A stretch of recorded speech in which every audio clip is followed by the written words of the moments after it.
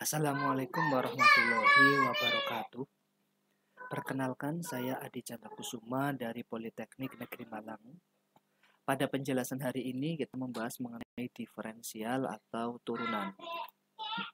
Adapun tujuan pembelajaran, hari ini akan yang kita bahas mengenai penerapan turunan dalam menentukan persamaan garis singgung, kemudian menjelaskan mengenai fungsi naik dan fungsi turun, kemudian menjelaskan mengenai titik balik minimum, titik balik maksimum, dan titik belok. Selanjutnya adalah untuk menentukan masalah fisika dan masalah optimasi. Adapun afektif adalah mahasiswa memiliki tanggung jawab dalam menyelesaikan tugas. Aspek psikomotorik, mahasiswa mampu berpikir kritis dalam menyelesaikan masalah. Kita masuk pada pembahasan yang pertama, penerapan turunan dalam menentukan persamaan garis singgung. Yaitu jika diketahui suatu gradien dengan titik x1, y1, maka persamaan garis singgungnya adalah y dikurangi y1 sama dengan m dikali x min x1, di mana m ini adalah turunan pertamanya. Hal yang harus diperhatikan, jika garis singgung saling tegak lurus, maka m1 kali m2 nilainya sama dengan negatif 1. Jika garis singgungnya saling sejajar, maka nilai m1-nya sama dengan nilai m2. Contoh, misalkan ada suatu kurva y sama dengan 20 min x pangkat 4 yang bergradian 32, tentukan persamaan garis singgungnya. Diketahui bahwa m atau y aksen 32, maka y aksen dari kurvanya sendiri adalah min 4x pangkat 3 sama dengan 32. Berarti x pangkat 3 sama dengan 32 bagi min 4 adalah min 8. X-nya adalah negatif 2. Kenapa? Karena hasil negatif 8. 2 negatif 8. Maka y-nya sama dengan 20 min x pangkat 4, mana x-nya sudah cari min 2, berarti min 2 pangkat 4. 20 dikurangi 16 sama dengan 4. Persamaan garis singgungnya, y dikurangi y1 sama dengan mx dikurangi x1 adalah y dikurangi 4 sama dengan 32, x dikurangi min 2, berarti sama saja x ditambah 2. Kamu kan ke dalam, maka hasilnya adalah y min 4 sama dengan 32x plus 64. Y sama dengan min 4-nya pindah arus ke sebelah kanan, 32x plus 68. Maka persamaan garis singgungnya adalah y sama dengan 32x plus 68.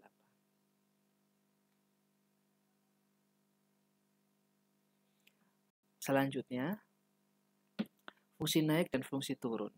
Perhatikan grafik berikut. Ya. Di sini ada kurva mencapai titik A yang disebut dengan titik maksimum. Titik maksimum in A ini pada X1. Karena apa? Harga di titik sekelilingnya, sebelum titik ini, di sini, itu nilainya adalah lebih besar daripada Y sebelah kanan kirinya. Tetapi kalau titik B, harga minimum pada titik X2, harga Y di sebelah kanan kirinya adalah lebih kecil. Titik ini lebih kecil daripada harga Y di sebelah kanan kirinya. Kemudian ada titik C, titik belok, atau point of inflection, yaitu adalah lengkung kanan menjadi lengkung kiri, atau sebaliknya. Tetapi posisi lengkungan ini tidak berada pada titik maksimal. Nah, perhatikan konsep diferensial fungsi aljabar berikutnya. Di sini ada grafik yang pertama adalah fungsi y sama dengan fx di turunan pertamanya. Coba perhatikan dari titik A ke turunan pertama, titik maksimumnya ke turunan pertama. Di sini berada di titik x-nya 0. B pun juga titik minimumnya berada di turunan pertama, titik x-nya sama dengan 0. Titik beloknya berada di x sama dengan 0. Maka harga max, min, dan titik belok tercapai bila turunan pertama nilainya sama dengan 0. Harga untuk yang maksimum di A, maka turunan kedua akan bilang negatif. Tapi kalau minimumnya pada titik B minimum, turunan keduanya adalah positif di sini posisinya di atasnya X. Ya, tapi kalau belok, nah, ya masih berada di titik 0. Titik belok terjadi itu pada titik turunan keduanya adalah 0. Nah, fungsi fx naik, nah, jika turunan pertamanya lebih dari 0, kalau fungsi turunan pertamanya kurang dari 0. Misalkan tentukan interval naik dan interval turun dari fungsi 3x kuadrat 2 plus 5. Berarti kita cari dulu titik stasionernya. Dengan x yang sama dengan 0, maka turunan pertama fungsi ini adalah 6x min 12. Berarti 6x min 12 sama dengan 0, 6x sama dengan 12, x-nya sama dengan. Nah, kalau sudah ketemu titik stasionernya, kita cek pakai bilangan.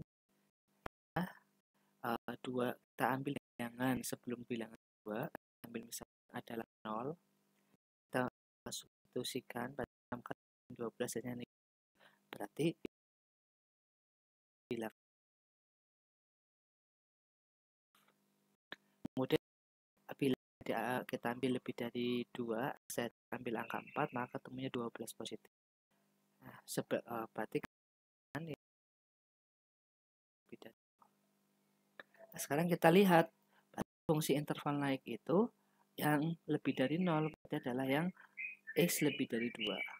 Tapi kalau interval turun yang kurang dari 0 berarti adalah x kurang dari 2. Contoh lagi fungsi interval naik dan turun, x pangkat 3 ditambah 3x kuadrat min 45x plus 10. Ya, berarti adalah jika saya turunkan, kita cari titik stasionernya 3x kuadrat plus 6x min 45. Maka titik stasionernya f aksen sama dengan 0, 3x kuadrat plus 6x min 45 sama dengan 0. Dibagi 3, jadi x kuadrat plus 2x min 15 sama dengan 0. Hasilnya adalah kita faktorkan x plus 5, x 3, atau x-nya sama dengan min 5, x-nya sama dengan 3. Kita buat garis bilangan, ya min 5 sama 3, kita cek bilangan sebelum min 5, saya ambil adalah min 10. Kita substitusikan ke dalam persamaan turunan pertamanya, maka akan menghasilkan 195 positif. Nah, kemudian x yang sama dengan 0, kita substitusikan, ya, berarti ketemunya adalah bilangan negatif. Nah, ya, di antara min 5 dan 3 posisi bilangan 0. Kita nyari bilangan di atas lebih dari 3, misalkan saya ambil bilangan 5, ternyata disubstitusikan hasilnya adalah 60 positif. Maka fungsi naik itu adalah yang lebih besar dari 0, yaitu yang x kurang dari min 5 sama x lebih dari 3. Yang di sini yang tanda negatif adalah fungsi turun. X lebih besar daripada min 5, x kurang dari 3. Nah, untuk titik stasioner ada 3 macam, titik balik maksimum, minimum, dan titik belok. Yang diperhatikan di sini, harus cari dulu syaratnya stasionernya sama dengan 0, maka diperoleh titik stasioner. Titik stasioner kamu masukkan ke turunan kedua, apakah nilainya kurang dari 0 atau tidak. Kalau kurang dari 0, maka titik balik maksimum. Tapi sebalik, kalau titiknya turunan kedua ini substitusikan lebih dari 0, maka titik balik minimum.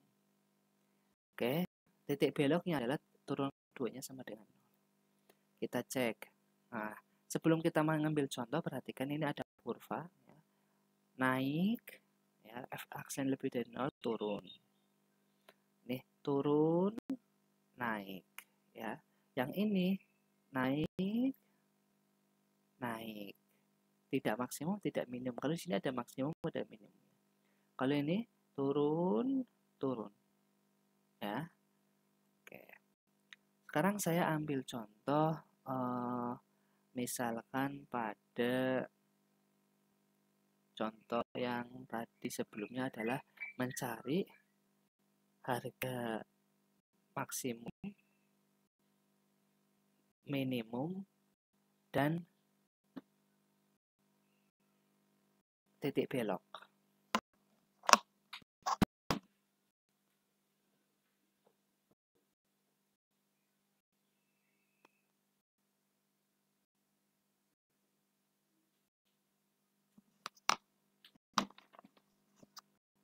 nanti akan diperoleh ya beberapa nilai. Ya. Contohnya adalah di sini ini adalah contoh fungsi namanya fungsi polinomial ya, bentuk kuadrat. Kalau ini bentuk fungsi misalkan eksponen. Nah, ada tentukan titik balik dan titik minimum. Titik balik dari fungsi seperti x pangkat 3 min setengah x kuadrat min 2x plus 5. Jawab turun adalah x kuadrat x min 2. Turun keduanya kembali 2x min 1. Kita cari titik stasioner dulu dan sama dengan 0. Maka x min x min 2 sama dengan 0. Nah, sekarang kita faktorkan x min 2 x 1. Maka x min 2 x min 1. Titik stasionernya sudah diketahui, x-nya 2 dari x-nya min 1. Oke, setelah itu kita cek titik baliknya. Nah, kita substitusikan titik stasioner tadi ke fungsinya. Nah, ternyata ke dalam fungsinya adalah ketemunya 1, 2 per 3. Hati-hati di dalam penjumlahan atau pecahan. Kemudian kamu juga bisa coba juga yang x-nya sama dengan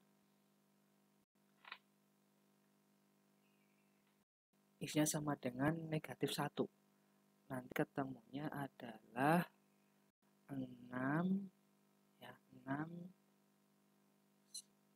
dengan cara berarti x-nya sama dengan 1, kamu substitusi 3 1 pangkat 3 min 1 pangkat 3 dikurangi setengah 1 pangkat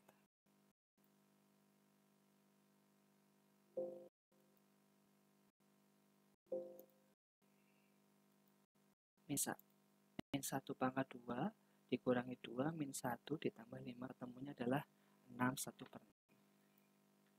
Ini titik baliknya. Nah, kita cari tahu titik balik yang maksimum itu yang mana, yang minimum yang mana. Turunan keduanya lebih dari 0, nilai balik minimum. Nah, kita masukkan nilai x2 ini ke dalam turunan yang kedua. Ternyata hasilnya adalah 3 lebih dari. Nah, kalau min 1 disubstitusikan ke turunan kedua, hasilnya adalah negatif. Maka yang titik balik minimum itu adalah yang lebih dari 0, yaitu adalah 2 per 3, yang maksimumnya adalah yang kurang dari 0, min 1, 6, 1 per 6. Nah, sekarang kita titik beloknya, syaratnya adalah turunan keduanya 0. Berarti 2x 1 sama dengan 0. Ya, atau 1 sama dengan 2x, x-nya setengah. Kita buat pakai garis bilangan. Bilangan yang uji sebelum bilang setengah, yaitu saya ambil 0. Maka kita masukkan ke turunan keduanya, kita temunya adalah negatif. Kurang dari 0. Negatif 1. Kalau 1, x-nya min 1, maaf. X setengah kan ambil x1. Berarti adalah ketemunya 2 kali 1 kurangi 1 adalah 1 positif. Ya. Oke. Berarti ya belum memenuhi yang per x0 sama x1. Kenapa? Karena kalau turunan kedua harus nilainya adalah 0. Ternyata kalau kita ambil setengah, 2 kali setengah dikurangi 1 sama dengan 1 kurangi 1 sama dengan 0. Maka x yang memenuhi titik beloknya adalah absisnya setengah. Bukan 0, bukan 1, tapi di titik setengahnya. Nah, sekarang kita mencari nilai y-nya. Kita substitusi ke fungsi yang diketahuinya. Seperti x pangkat 3 min setengah x kuadrat min 2x plus 5. Kita substitusikan x pangkat setengah, tambah 3 pangkat 11 per 12. Berarti titik beloknya berada pada setengah, 3, 11 per 12. Jika saya gambarkan dalam bentuk grafik adalah nilai maksimum di sini. Minimum di sini, ini adalah titik beloknya. Oke. Penerapan diferensial. Ya, posisi partikel ini pada fisika ya, ditunjukkan oleh persamaan S sama dengan VT sama dengan T pangkat 3 min T kuadrat 9. tentukan kecepatan pada waktu T. Nah, untuk mencari kecepatan berarti adalah turunan dari posisi partikel tadi. Turunannya adalah berarti ds per dt. 3t kuadrat T pangkat 3 diturunkan 3t kuadrat min 12t plus 9. Untuk kecepatan setelah 2 second adalah substitusikan 2 ke dalam VT yang sudah dicari, berarti 3 kali 2 kuadrat min 12 kali 2 plus 9 sama dengan 3 meter per sekon. Partikel berhentinya itu jika VT-nya sama dengan 0. Berarti 3T kuadrat min 12T plus 9 sama dengan 0. Ya, dibagi 3 kuadrat min 4T plus 3 sama dengan 0. Berarti T-nya min 1, T-nya 3. T-nya 1 dan T-nya 3. Ketika T-nya 1, T-nya 3. Kalau partikel bergerak maju berarti VT-nya lebih besar dari 0. Sama dengan tadi. Ya. Nah, sekarang kalau lebih besar dari 0 berarti kita buat garis bilangannya 1 sama 3. Kita uji bilangan yang 0 sebelum angka 1, ternyata ketemunya adalah 3 positif.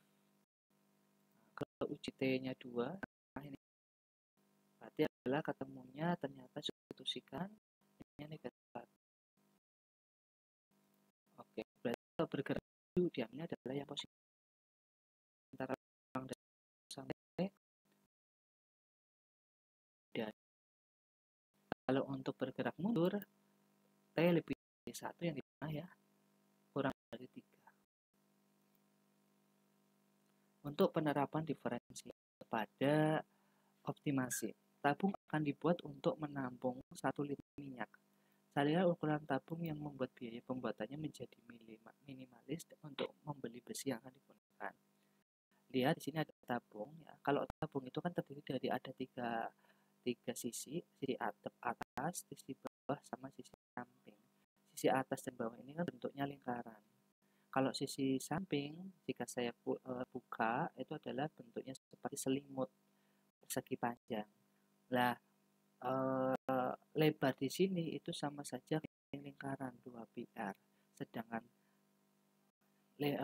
panjangnya adalah H. Berarti kalau misalkan saya tuliskan, luas sisi semuanya adalah 2 kali luas lingkaran atas dan bawah ditambah luas selimut. Selimut ini adalah panjang kali lebar 2πr kali H, berarti 2πrh. Di mana untuk menghilangkan H kita menggunakan fakta volume. Dan untuk menghilangkan H ini dengan yang diberikan 1 liter tadi atau 1000 cm3. Berarti H sama dengan berarti 1000 dengan R kuadrat H. Nilai H kuadrat. Oke, berarti S-nya kita adalah 2πr kuadrat ditambah 2πr kali 1000 per πr kuadrat.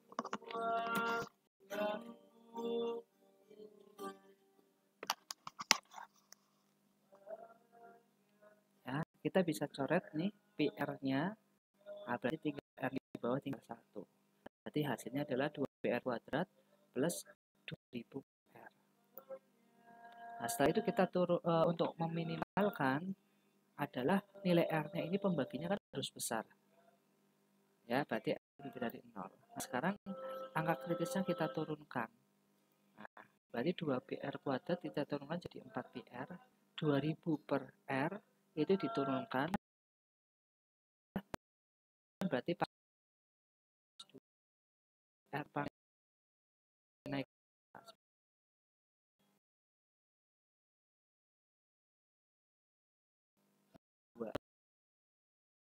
Berarti 1 minus kan adalah 2 per. Oke, sama ini pangkat. Nah,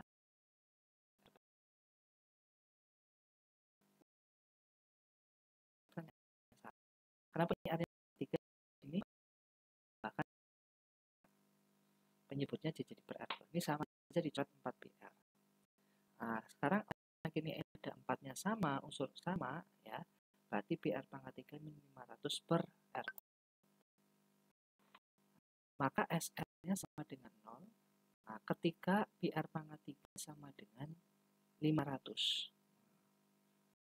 Ya, betul. Kalau ini sama dengan 0, kan R2 kali 0 tetap 0. PR pangkat 3 sama dengan 500. Jadi angka kritisnya satu-satunya adalah R pangkat 3 dari 500 per Pi atau 5,4192. Oke, kita lihat pakai garis bilangan. Nah, kamu ujikan, maka akan ketemu di sini negatif. Ini adalah positif. Ya, pilih H yang bersesuaian. Nah, tadi H-nya adalah 1000 per PR kuadrat. Ya, di mana R-nya sendiri sudah diketahui, berarti Pi kali 500 per Pi dipangkatkan 2, maka hasilnya adalah 2 per 3. Nah, ini sama dengan